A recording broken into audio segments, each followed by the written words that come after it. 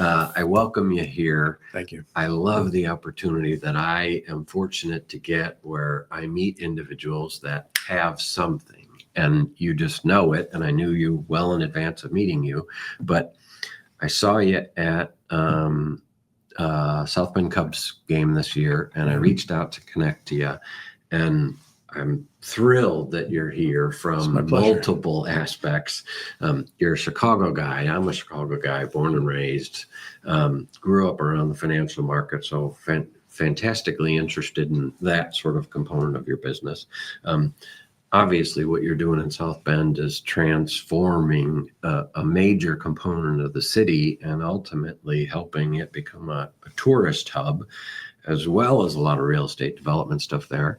And then what you're doing with Shield AI is really off the charts, revolutionary. So to have you here talking about those three things is just geeking me out. So I'm very, very happy to have you here. It's my pleasure. It's a busy life, and so I'm happy. It very much appears that you like it that way. I do. I like to stay busy.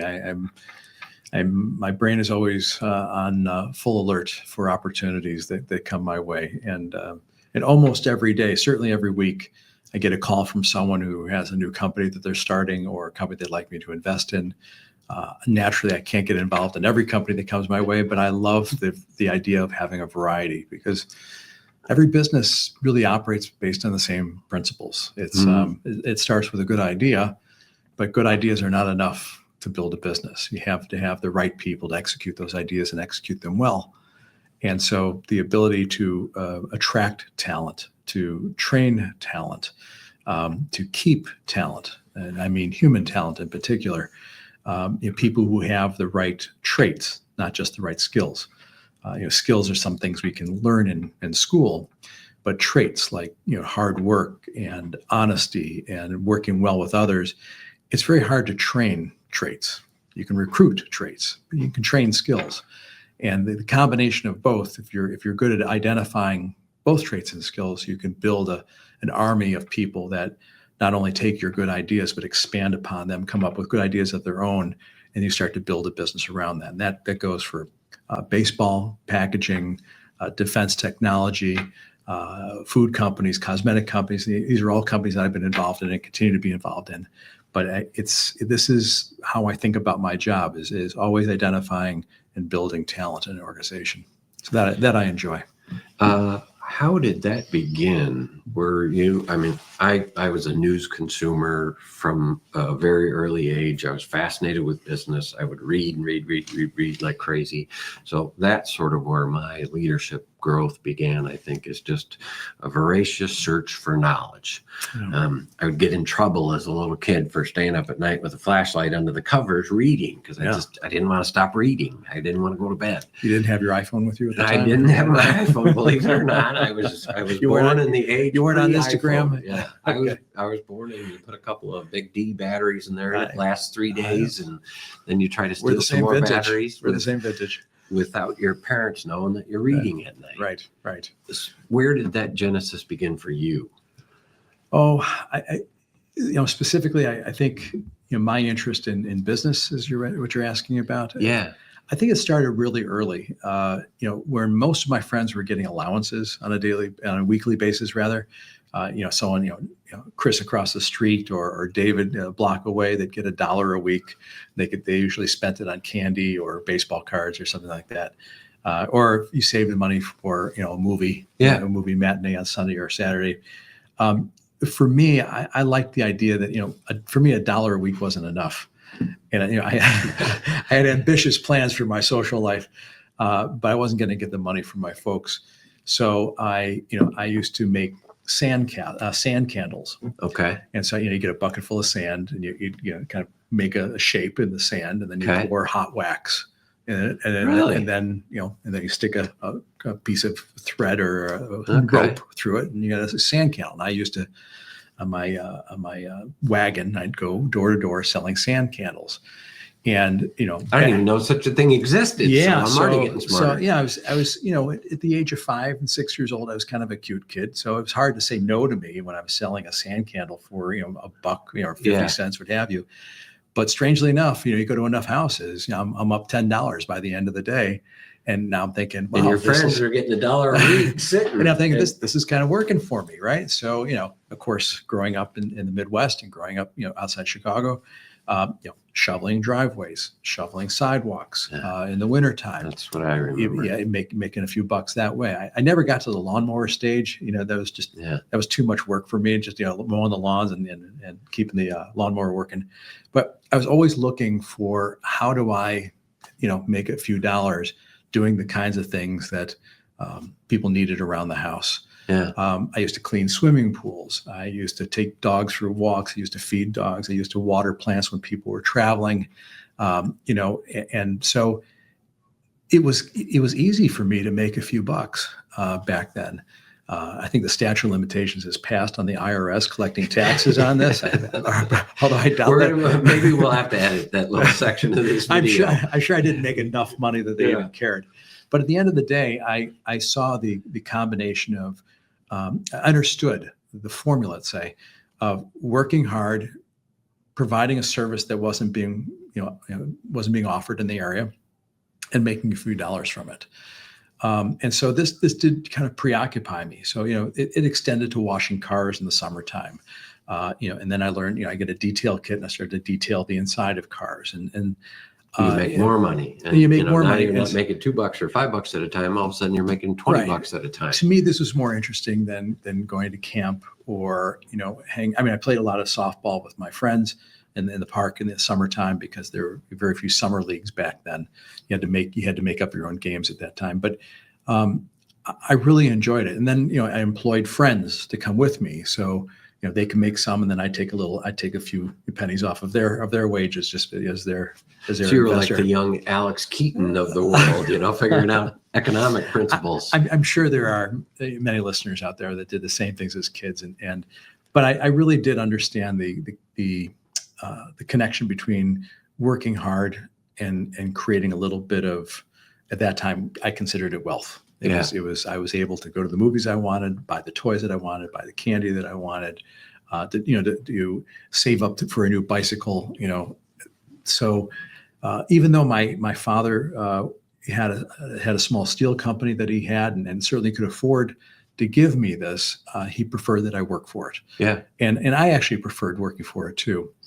Now, the downside of all of this is that I did not necessarily distinguish myself academically. Okay. I don't want to give your listeners the impression that I was good at everything. Yeah. I was not.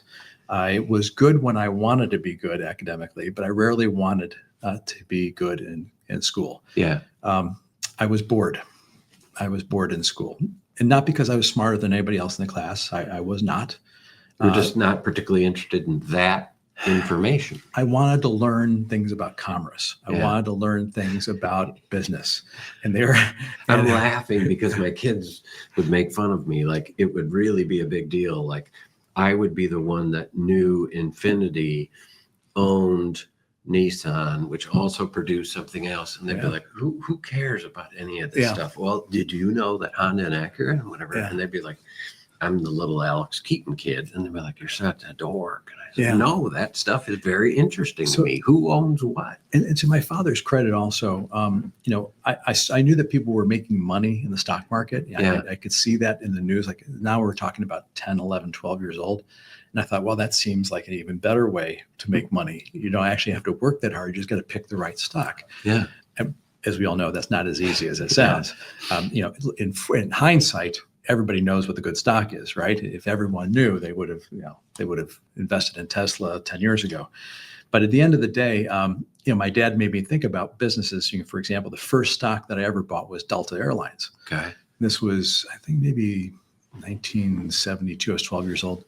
And the reason being is that a lot of businesses were moving from the northern part of the United States to the southern part of the United States, because the union rules, or the unions were less difficult to work with in the South.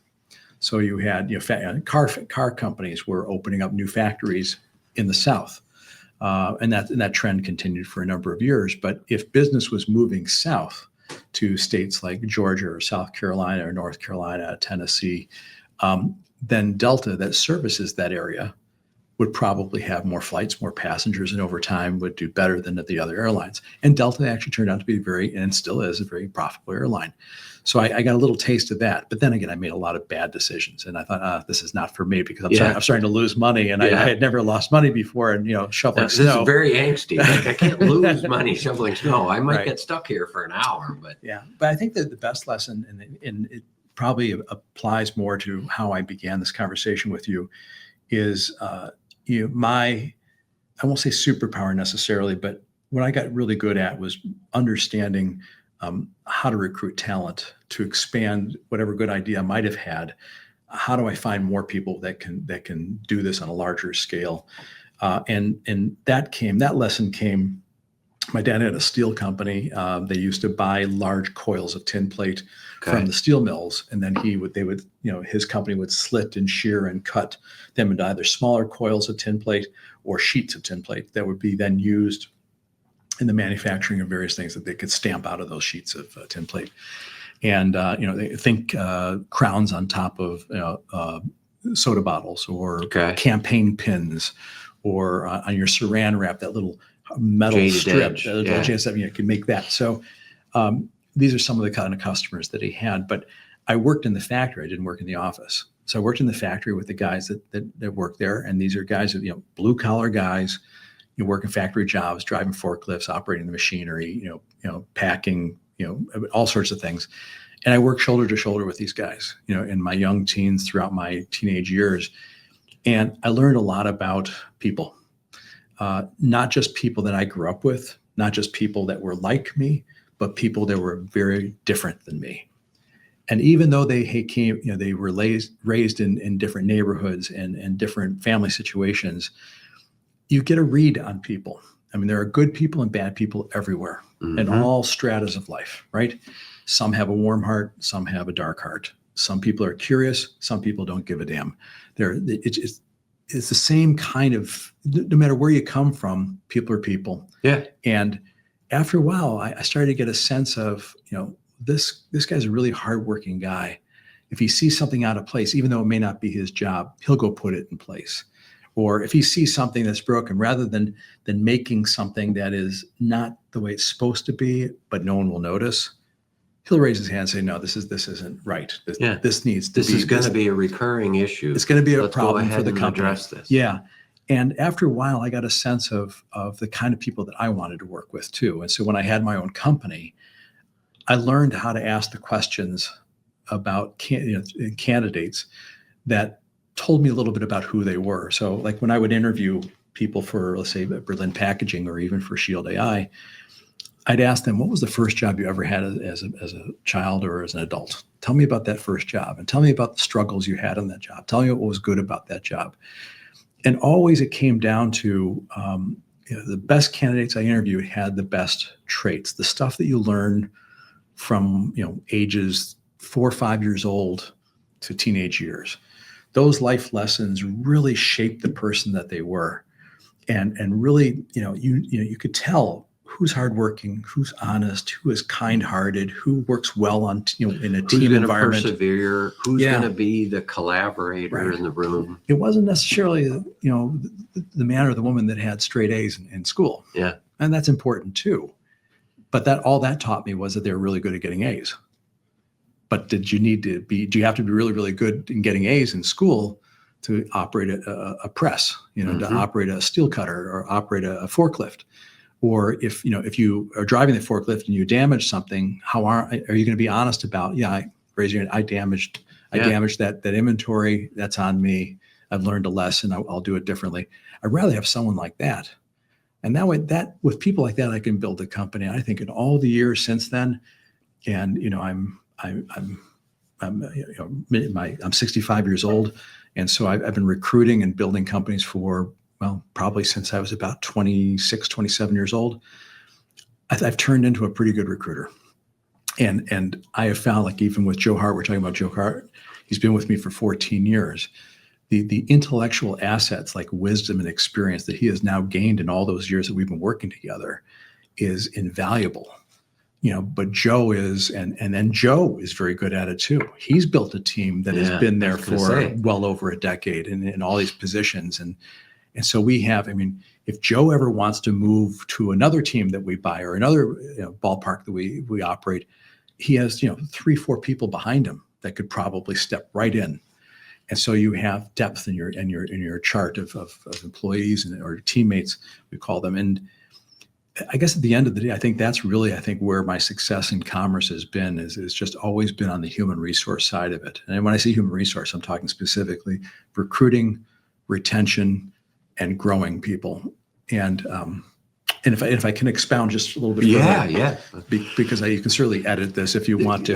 No, I find it fascinating because I'm definitely sort of the idea generation guy, but I'm a lifelong work in progress of how do I pick the right people that can develop and grow the right people? Because my primary fault is, I think if you're capable, well, then you'll just do it. And I'm forever learning. It has very little to do with their capability. They have to have it. But the person wanting it, like you want it for them, you cannot want it for them. And I'm forever learning that. Yeah, I mean, that's how you scale a business, right? There are people who have a business and they are brilliant at what they do. But if they want to grow the business, they have to find other people that, though they may not be as brilliant as the leader, they are they're dedicated to destroying the competition, building your own company, fiercely going out there and taking share. And those kinds of things, man, that turns me on when I have teammates that are like that. So, but I'll tell you, what I always use as a recruiting tool is imagine a T chart. And on the left side of the T chart is all the things I owe my employees. On the right side of the T chart is what they owe me. Now, if we have a good balance on that T chart operates really, really well, and it's great for recruiting and retention. On the left side of the T chart, I owe them superior compensation, not competitive compensation, because I'm expecting superior work. And if I expect superior work, I need to expect to pay superior wages, not competitive wages. It has to be above competitive wages.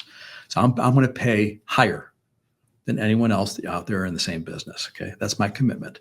Number 2, I'm going to give you the training you need. This is not just on-the-job training. I'm going to get you all the training you need to do your job exceedingly well. Because in addition to your salary, I'm going to be offering you bonuses for performance. And so I'm going to get you that training. I'm also going to create a family environment where everybody's got your back. You're going to work with people who are dedicated not only to their job, but they're dedicated to your success too. So there won't be that inside competition. Everyone's working together to help each other. Okay. But I'm going to create that family atmosphere, and I'm going to do it by example. Okay. I'm also going to provide you the leadership that you need. So that's like, for example, I mean, if you're asking someone to get on the bus, well, no one's getting on a bus if they don't trust the bus driver. So the leader has to be trustworthy, has to be honest, has to be forthright, but also has to provide the things that he or she has promised and to follow through on those promises. And then, and lastly, I have to provide them an opportunity to grow, because most people, when they join a company, they're in a position, but at some point they either want to move up that ladder, or, it's not just a ladder. Sometimes it's a spiral staircase. Maybe they want to move to another position in the company, another department in the company, and try something else. Let's say they're working in the warehouse, but maybe they want to be a foreman, or maybe they want to go into accounting because they're really, really good at math and they've taken some accounting courses at night, and they want to become a junior accountant. I mean, whatever the case may be, I always have to provide a chance to grow for my folks who are with me. Now, if I do all of these things, they owe me something now. They owe me profitability. They've got to somehow increase the sales of my company, reduce my expenses, or improve the productivity. There's only 3 ways to help a company make more money. They've got to do one of those 3, 2, or all 3, right? And have to do so quantifiably.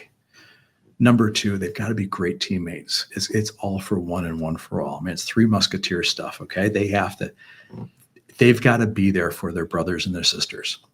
And they have to believe it. They have to want it, not just because we're telling them to be that way. It has to come from their core. They have to be honest. When they mess up, they own it. When they do well, they own it. But they have to be honest with the company. And then lastly, I do expect innovation from all my employees, because I know that when they're working in the company, they see that certain things can be done better. I need for them to speak up and critique the company, criticize me if we're doing it the wrong way. I want them to know that I welcome critiques. I welcome criticism, because if it's in an effort to make the company better, to make me better, to make a process better, I need for them to have that courage to speak up. And this is the T-chart. This is the psychological contract that I teach this to every single manager in our organization. That's what I'm fascinated to learn. How I think every entrepreneur could say, I want to sign up for those principles. I want that to be inside of my company. How do you do that in a tactical sense when you're working with South Bend development, you're working with properties in Chicago, you're working with great question. AI, I need to hand a business over when I'm saying, okay, you're going to be the CEO of this business, you're going to be the president of this business, you're going to be the CEO of this. I need to have absolute certainty in my heart and my mind that leader believes what I believe. And if they do, I let them do their work. I let them grow that company. And if as leaders they grow it well, I will compensate them well. There are no limits to what people can make in organizations that I own. There's always going to be a scale that you're going to make more and more and more money. Because what really gives me a thrill, and if you were to ask, anyone in my family, what I love the stories of, our employees, their kids graduating college, because I know it took so much to pay 4 years of tuition, or someone buys a new home, or someone goes on a vacation where they can brown their toes under a palm tree wherever they want in the world, right? I want them to be able to live life and enjoy life because we're working in the same business together. I want people to create wealth and enjoy their lives with their loved ones, with their friends, or even on their own. But when I hear the stories about how people are using that compensation, not just to blow it in the bars or blow it on gambling, obviously. I mean, those are stories that are different kinds of stories. And even in those stories, you have to be able to step in. If they ask for help, you get them that help. Yeah. But man, that to me, that is the greatest thing about business is being able to positively impact, in my case, thousands of people. And by its extension, those thousands of people have families of another many, many thousands. Mm-hmm. And to have that legacy, that to me is one of the greatest gifts in my life that I've ever had. From building a business, it's not just about building wealth; it's about taking care of people. And I didn't even have to run for office to do it. Politics is something I could never get into politics, because my opinion is just politics is a lot about compromise, and there's some things I won't compromise. Well, and my guess is because you're in the position you're in, there's a lot of things you won't compromise on, like every one of those values you just described to. Yeah. You mentioned early on, these are traits that people have. Right. When you're talking about working with those folks on the line, what you were seeing are traits, not skills. Yes, one person might know how to do this, another person might know how to do this. But what you saw is values, traits, honesty, integrity, hard work, accountability, authenticity, trust. Yeah. And the hard part about this, and listen, I'm not going to make this sound easy. This is not easy. But when I'm teaching our recruiters, to look for those kinds of traits versus skills, this is something that I have borrowed from other people that I've heard this from. But when you look at a candidate that comes for an interview, it's like looking at an iceberg. So let me explain. Apparently, I've never encountered an iceberg personally, but apparently when an iceberg is floating in the ocean, you can only see about 10% of the iceberg above the waterline. Okay. 90% of the iceberg is below the surface. So if you think about, the Titanic hitting an iceberg, it wasn't just the tip of the iceberg sitting out. It was the huge mass of ice that was floating underneath the water, and that you can't see. The candidate that steps into your office for an interview is very much like an iceberg. The tip of the iceberg is the resume. Yeah. And all the resume really is a list of what? Skills. Mm-hmm. Things I've done, things I've studied, schools I went to, the degree I have. That's fine. That's good. It's a good start. But now tell me about you. Tell me about what was your first job as a kid. Tell me about like a job you were at that the culture of that company just wasn't for you. What was it about that culture you didn't like? Tell me what turns you on in life. I mean, what makes you happy? Is it love in your life, which, by the way, is a perfectly great answer. Yeah. Is it, watching your children or your grandchildren, thrive?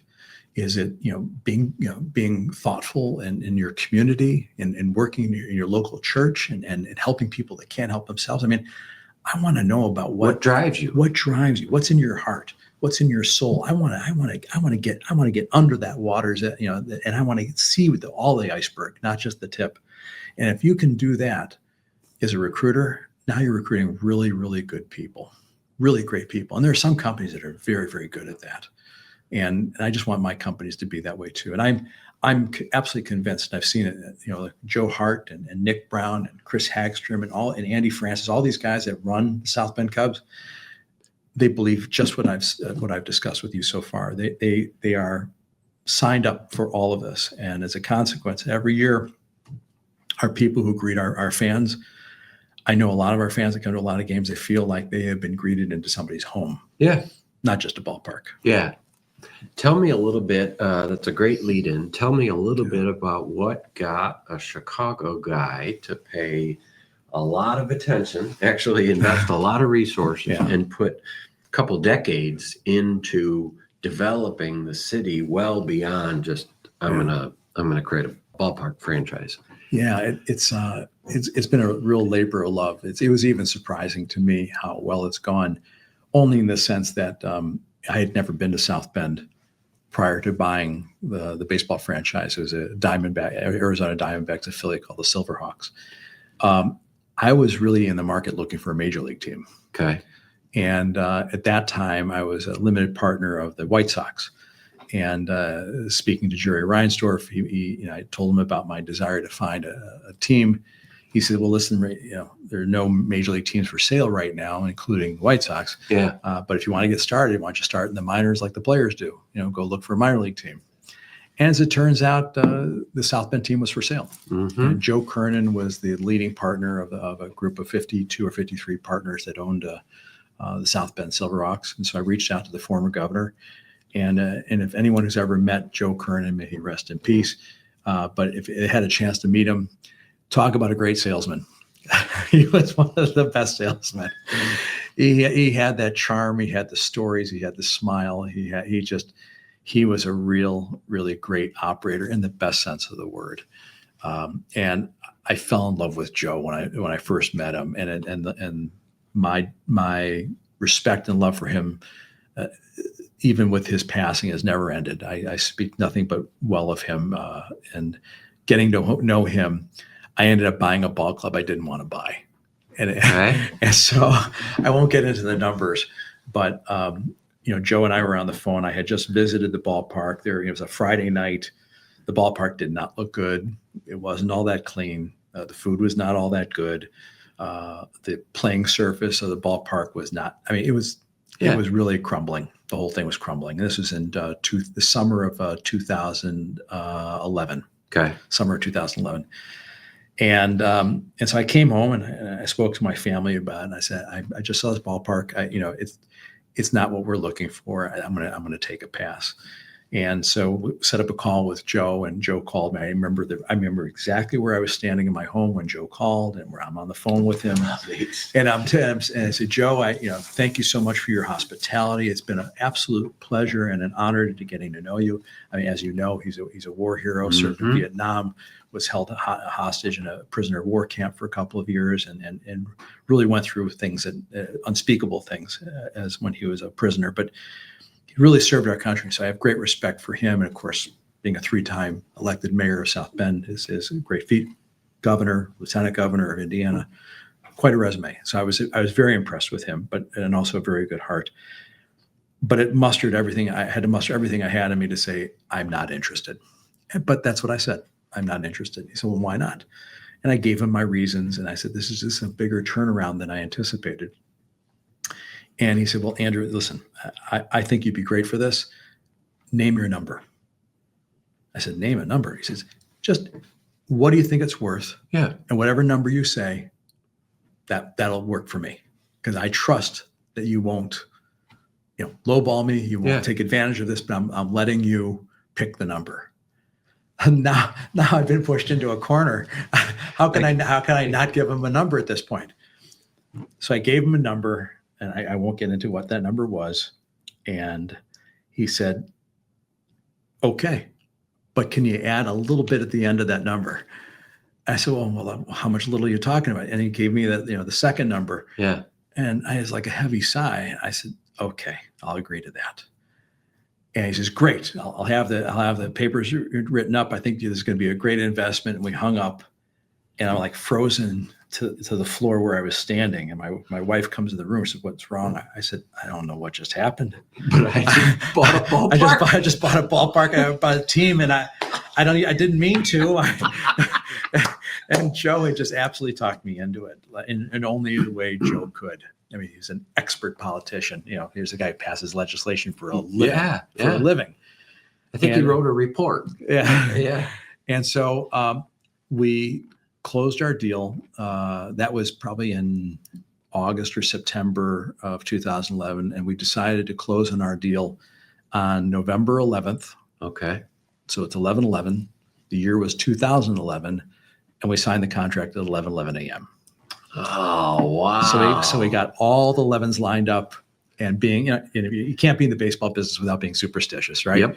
So we thought, okay, 11s are good. 11s are good. And so we signed everything on all straight up 11s. And I met Joe Hart at the baseball winter meetings in Dallas in December of 2011. And then when the calendar clicked over to 2012 was the official handover. And from there, it was, it was off to the races, because we had to get that ballpark up to snuff, at least clean enough, good enough, good enough that, and then of course there's the marketing and the public relations and the news that we had to manage, that people would actually show up in the spring of 2012. And they did. Yeah. And we did, and they did. And the crowd showed up to test us out. And actually the product was pretty good. And then every year we kept building and building and building the attendance. And now we're well over 300,000 people every year with the new build now with the help of the state of Indiana. We hope to get to double that attendance if we can, or at least get it up to 400,000 or 500,000 people each summer. But we're having concerts there. We had whether it's you like it or not, Snoop Dogg had a good crowd. Pitbull didn't show up for his date. He showed up later in the summer. That turned out to be a good crowd. We've had a lot of really good concerts that have come through there. We do a lot of things for the community. We've done things for Christmas out there. We've had Halloween out there. We've had all sorts of events out there.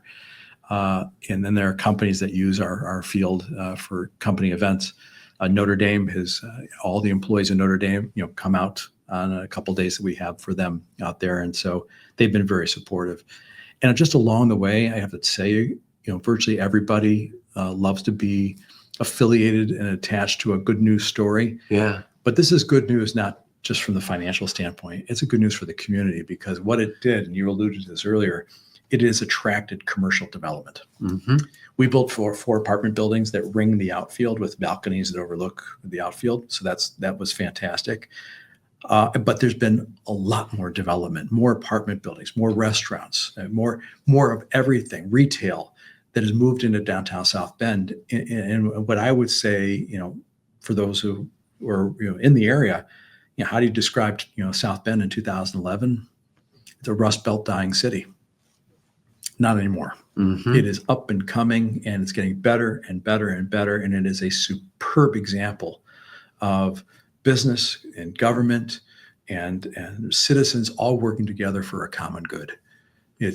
But it's because everybody trusts each other. Yeah. It gets back to those traits and those values That's right. that are common denominators, where Right. in the very beginning, despite your reticence to buy it, you were probably, okay, we're going to go gung ho and do everything we possibly can. Yeah. Well, you're interacting with not just the ballpark, but you're interacting with the city and the county, and you probably learned 100 things in that process, or 1,000 things in the process. But now everyone sees, oh no, look at the positive impact it has. We've had mayors that have been very supportive. I first worked with Pete Buttigieg. Mm-hmm. Our politics are not exactly the same, but what we had in common is we wanted something great for South Bend. And Mr. Mueller right now is a terrific mayor. He's been working with us. And then I got introduced to Governor Holcomb and the group that helped us in the House and the Senate. We were able to pass some legislation where sales tax and income tax of government employees that work in the South Bend area, rather than those taxes going down to Indianapolis and disappearing into the coffers in Indianapolis, those taxes, those sales taxes, income taxes were paid in South Bend now stay in South Bend. Mm-hmm. So taxes didn't go up. It's just whatever taxes are being paid currently. And those taxes helped fund this new build that we have, where we've almost doubled the size of the ballpark. Tell me about the build, because it's not just, hey, we fixed up a couple things over the course of the summer. I mean, this is a massive development. Yeah, so we're shoehorned into a neighborhood, so the only place to go was up. So we built a whole new second deck, and actually, hats off to the people who actually designed the first ballpark that was built in 1987, which is the bones of the ballpark. But they built it in case somebody wanted to put a second deck on it.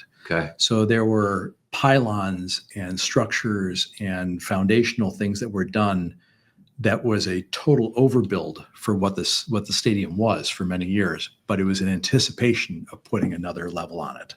So that's where you went back and said, thank you to whoever built this in the first place. Yeah. You got it ready for us to expand. Yeah, no, those people are still around. Yeah. And Roger Parent, the former mayor of South Bend, he's still around. And he and his team, I thank them profusely for having that foresight. It took a little while, but we got there. And so we went up and we went out a little bit too. We purchased the synagogue that is adjacent to the ballpark, and it's the most beautiful team store of any ballpark. I would say major or minor. Mm-hmm. It's got the same stained glass and the same, beautiful fixtures and chandeliers that were in the old synagogue. We put about $500,000 just to renovate the interior there, and it's a beautiful, beautiful example. The city, got at the time the 14th largest electronic scoreboard, now LED scoreboard there. And then we have a water park in left center field. We've got like a lazy river there and fountains, and the kids can run through all of it. And it just goes on and on and on of things that the kids can do there, because let's face it, sitting for 2.5 to 3 hours for a ball game in the summertime, it's hard to keep a 5-year-old interested. And it's hard to keep adults like us sometimes sitting there for a couple hours at a time, But the security is very good there. Our gates are locked, during the we have security all throughout. And it's a very, very safe place to be for the kids. And so in many cases, at the end of the year, when we survey all of our fans, one of the complaints we get is that there's too much for the kids to do, and the grandparents and parents are trying to teach them to love baseball.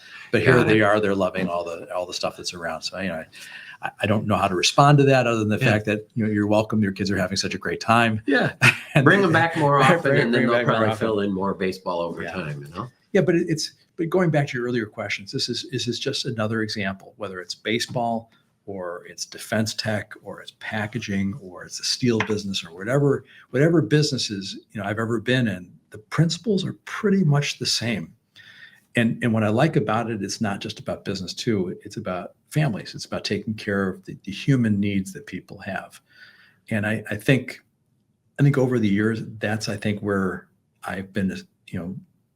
I think I've done a pretty good job. Is you can't build a business without people, and you can't build it without the right people. And if you have a way to recruit and retain human talent and traits over time, anyone's business is going to grow over time because you will outperform your competitors. How do you teach this to those folks coming in? You're a great communicator of them, those values. How does a young person, let's say, coming into your organization, how do they begin to adopt those principles? What are the things you're looking for when they're coming in? Curiosity. Okay. They have to be naturally curious. If someone's just punching the clock and just, and just putting in their 8 hours or whatever it is, and they have no interest beyond that, they probably don't belong in our organization. Anywhere. Well, not for us. Yeah. Yeah, maybe. But I mean, and it's not like, oh, well, at a certain level, that's fine. You look at it like, nah, I don't really. Yeah, I mean, if you're cooking hot dogs in the back, I love the idea of someone saying, I want to cook these hot dogs perfectly. I want to elevate my hot dog game. Because then they'll get ahead. Right, they get ahead because it's those traits that will advance them. And at the end of the day, I mean, if I were to sit here and say 100% of our population of teammates think this way, it wouldn't be the truth. I mean, there is a bit of a bell curve, right? There's some people that are outstanding at it. Then there's the people who are like good at it. That's kind of in the middle of the bell. And then there are people who just, they're waiting to be discovered so we can ask them to go. Yeah. And so, and there's some people very good about hiding their lack of interest. But I have to say that, we do make mistakes, but we're quick to fix them. And I think this is what makes business fun and interesting. And that's why for me, being 65, people say, when are you going to retire? And I think when I stop drawing a breath, that's when I'm fully retired. I love what I do, and it's physically, it's not hard, although travel sometimes can be a bit much. Still, this is something, I think it's a noble profession. We're not running a church. We're not running a synagogue. We're not teaching gospel. And those are, that's wonderful for the spirit and for the soul. But I think what we are doing is we're helping people build their lives, and whether it's through remuneration, it's also through education. It's about creating friendships. When our fans come to the game and they share these common experiences with loved ones or friends, that's a noble service too, to make memories. We're making memories.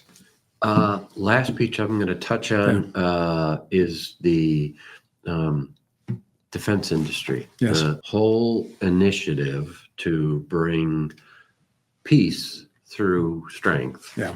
Tell me about that aspect of your involvement. Yeah. So my origin story, if you will, the company is Shield AI. And how I got introduced to Shield AI was I had sold my shares, or not. I had left Berlin and handed over the CEO position to a really terrific guy who's doing a great job. He's tripled the size of the business since I've been there, so he's doing a great job there. For me, I was looking for my next move, and at that time, someone I knew from government and had met mentioned that there may be an opening to become an ambassador in Germany. And I thought, oh, that would be interesting. And they thought it would be interesting too, especially with a name like Berlin being my surname and also being Jewish. They thought that would be also another interesting thing to go to Germany and be an ambassador there. And so I thought about it, but after speaking with my family, I think I was the only one in the family that wanted to go to Germany for however long it was going to be. And so we passed on that opportunity. But then another opportunity popped up, and that was for me to join the Navy and serve in uniform as a commander in the Navy, working on helping the Navy reduce the expenses in shipbuilding and other things, and to improve the development or to speed up the development of needed equipment or weapons.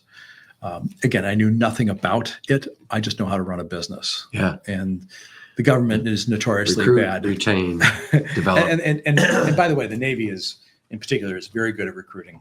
They're hitting their numbers every year. Their training is superb, but they're not necessarily training those things that are going to help run a business. Command and control in and of itself is great when you're on a ship and you need to be able to make a command and control. You need to be able to say something that gets done. Yeah. No one's saying, I heard what you said. You want me to do that, but I got I got an a better idea way. for something else. Yeah. That's not going to work. Yeah. By its very essence, that's not allowed. No, right. It's not allowed certainly in the way you fight a war or run a defense department. But when you're developing technologies or a way to do things, whether it's logistics or whether it's arms or whether it might be any kind of weapon, you want to encourage innovation. You want to encourage creativity, and there are aspects of our armed services that should be run like a business, but currently is not. And so they thought that I might be able to help in one small way and be an example how they could recruit other business people. Now the Army is doing this now. They're bringing people in at an 05 level in the Army as lieutenant colonels.